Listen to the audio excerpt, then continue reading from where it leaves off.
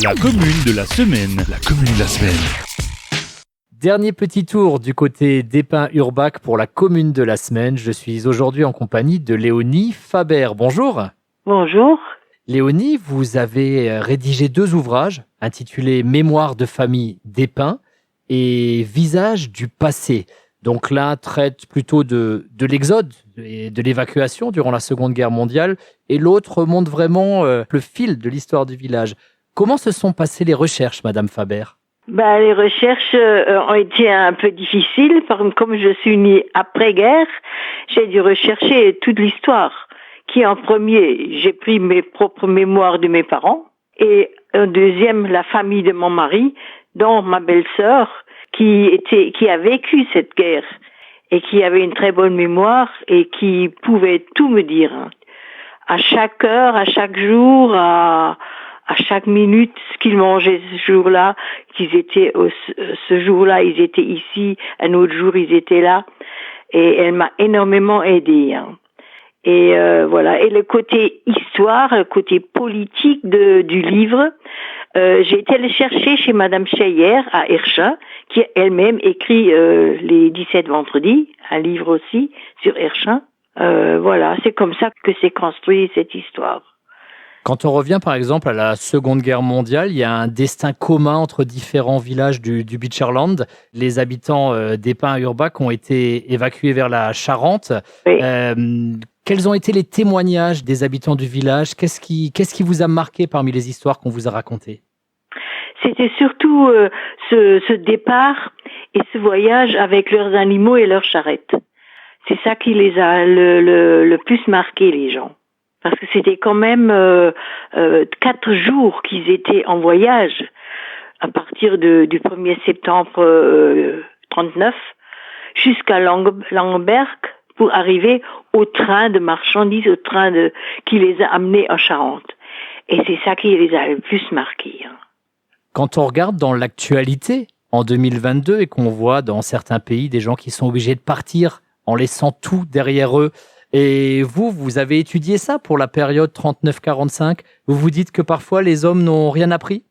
Non, ils n'ont vraiment rien appris. Ça, vous pouvez vraiment le dire. Parce que vraiment, c'est d'après ce que racontaient mes parents, ça se ressemble beaucoup.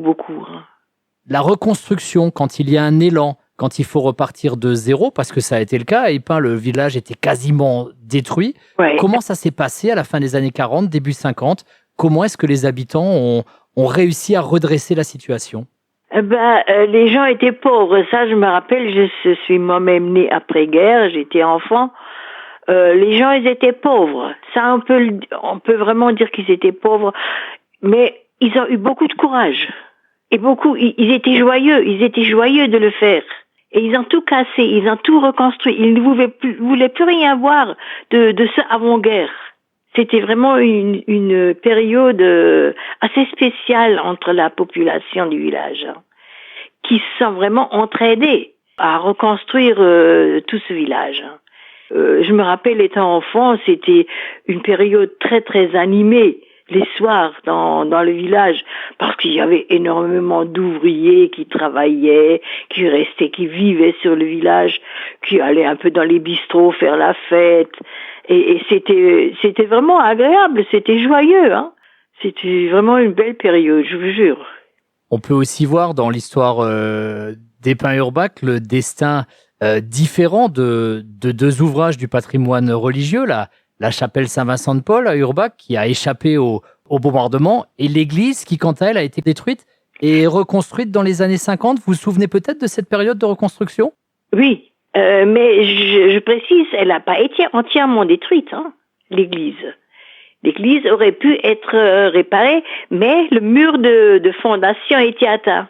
C'est pour ça. Mais les murs étaient encore intacts. Il y avait le clocher qui était bombardé. Mais on aurait pu la réparer si le mur de fondation n'aurait pas été atteint.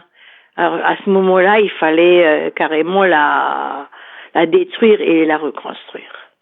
Et comment ça s'est passé, cette reconstruction ? Vous avez encore cela en mémoire ? Oui, ça aussi. J'allais à l'école à côté, à côté, il y a l'école, hein. Et je me rappelle très bien qu'ils avaient une très grande tente.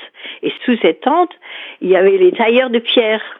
Et toutes les pierres ont été taillées sur place pour la construction de l'église. Et c'était l'entreprise de Haute-Hilaire, Haïm de Haute-Hilaire, qui avait fait ça. Et à fur et à mesure, c'était pareil, c'était très joyeux, c'était animé dans le village, hein, pendant ce temps. Et il fallait beaucoup de temps pour faire ça, hein.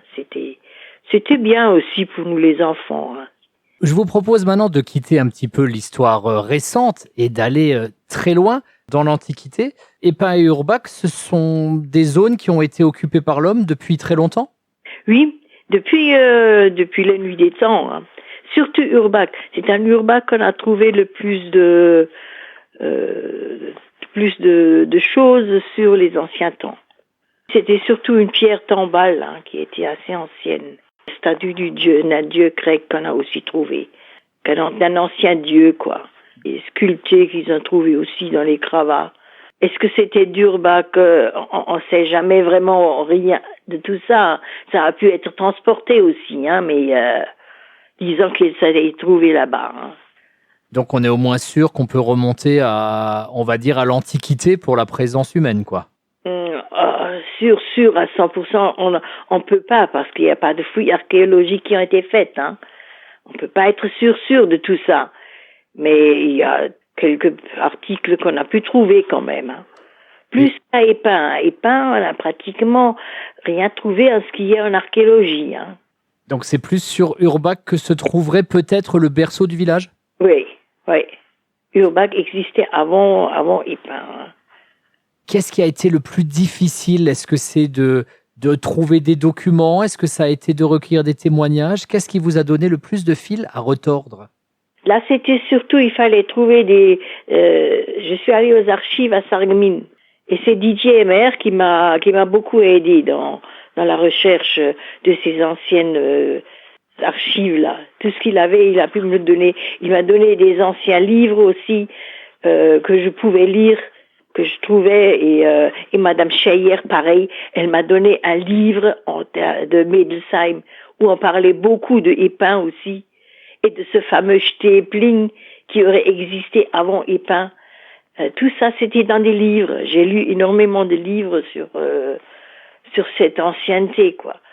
Et c'est avec ça j'ai tout rassemblé et puis sélectionné pour arriver à avoir le plus possible, hein. Stäbling, ce serait un village disparu, c'est ça? C'est un village disparu qui est devenu plus tard, pas sur le même endroit.